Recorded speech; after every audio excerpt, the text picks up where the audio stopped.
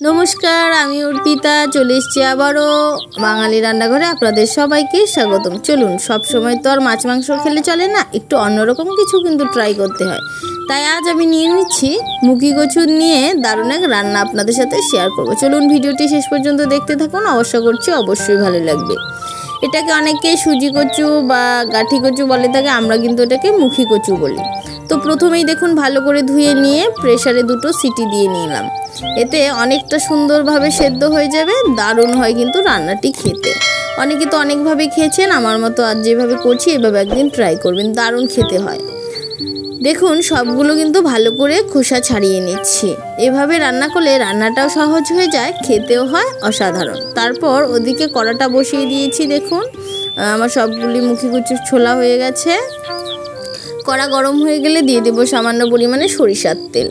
তারপর এটা কিন্তু সরিষার তেলে রান্নাটি করার চেষ্টা করবেন, এতে স্বাদটা অনেকটা বেড়ে যায় কিন্তু। তারপর দিয়ে দিলাম 2টো তেজপাতা আর কিছু পাঁচফোড়ন। পাঁচফোড়নটা দেওয়ার চেষ্টা করবেন, এখানে এর স্মেলটা ভীষণ ভালো লাগে।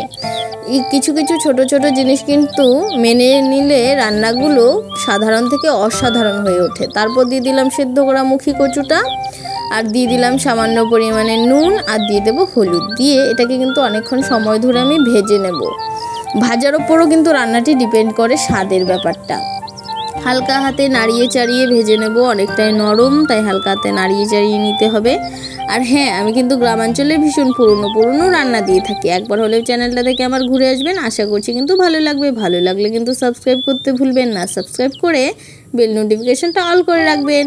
তারপর দেখুন আমার কিন্তু মুখি কচুটা ভাজা হয়ে গেছে। তারপর নামিয়ে নিলাম, আর কিছুটা কড়াতে তেল দিয়ে দিলাম মশলাতে নিয়েছিলাম আদা, জিরে, ধনে আর লঙ্কা, সব কিছু একসাথে দিয়ে ভালো করে কিছুক্ষণ সময় ধরে কিন্তু কষিয়ে নিতে হবে।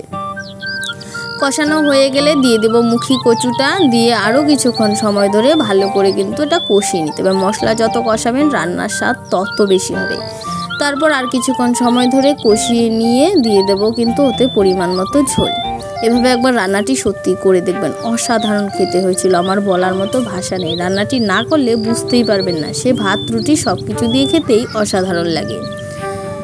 তারপর আরও কিছুক্ষণ কষিয়ে নিতে হবে। দেখুন তারপর উনুনের আঁচটা কিন্তু আমি একটু বাড়িয়ে দিয়েছি। ঝোল দেওয়ার আগ মুহূর্তে উনুনের আঁচটা একটু বাড়িয়ে দেওয়াই ভালো। তারপর দিয়ে দেবো ওতে পরিমাণ মতো ঝোলটা নিজস্ব স্বাদ অনুযায়ী দিয়ে দেবেন, আমি একটু বেশি করে দিয়েছি। ঝোল দিয়ে কিছুক্ষণ সময় ধরে কিন্তু ফুটিয়ে নিতে হবে হালকা আছে। তাহলে কি হবে, সাইডে দেখবেন তেলগুলো সাইডে সরে এসছে, তখনই বুঝতে হবে রান্নাটি আমাদের হয়ে গেছে। গরম গরম ভাত রুটি সব কিছু দিয়েই কিন্তু খেতে দারুণ লাগে, একবার হলেও ট্রাই করবেন। আজকের জন্য এই পর্যন্তই, দেখা হচ্ছে নতুন একটি রান্নার সাথে। ততক্ষণে সকলে ভালো থাকবেন, সুস্থ থাকবেন, আর ভালো লাগলে চ্যানেলটি সাবস্ক্রাইব করে পাশে থাকার অনুরোধ রইল সকলকে।